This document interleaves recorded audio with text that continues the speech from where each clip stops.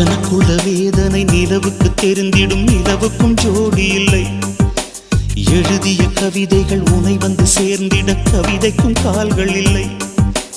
உலகில் பெண் வர்க்கம் 100 கோடியாம், அதிலே நீ யாரடி?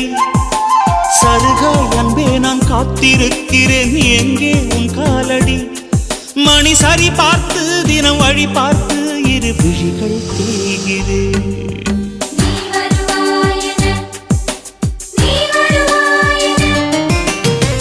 பார்த்து பார்த்து கண்கள் பூத்திருப்பேன், நீ வருவாயென.